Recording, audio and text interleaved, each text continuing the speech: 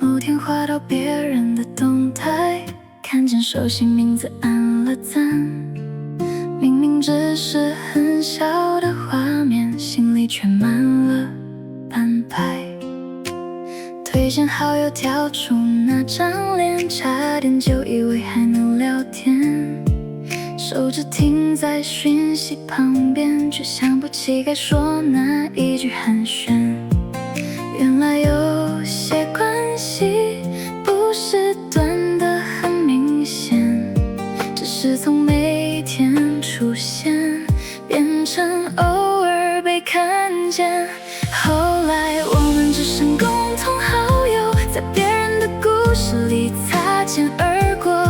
你的近况我不是不知道，只是早就没有身份问候。后来我们只剩共同好友，没有删掉，却也没有联络。原来最远的不是封锁，以后是还看得见，却不能再靠近什么。有时看到谁标记了谁，才知道你去了那边。照片里大家笑得自然，我像局外人一样旁观。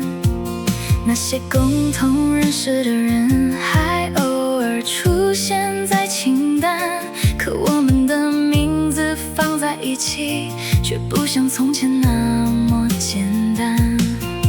原来有些熟悉会慢慢变得客气，连一句最近好吗都像打扰了距离。后来我们只剩共同好友，在别人的故事里擦肩而过。你的近况我不是不知道，只是早就没有身份问候。后来我们只剩共同好友，没有删掉，却也没有联络。原来最远的不是封锁，以后是还看得见，却不能再靠近什么。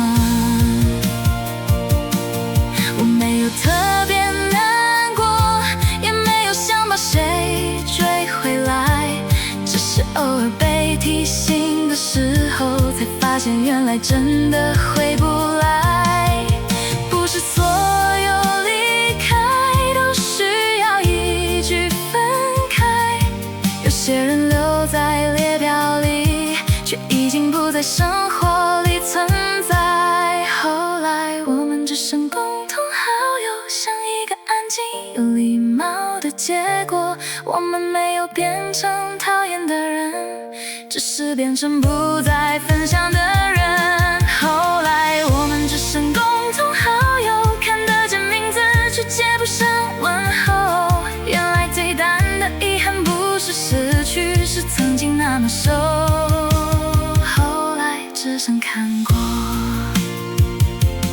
后来我们只剩共同好友，没有删掉，没有封锁，只是再也没有理由问候。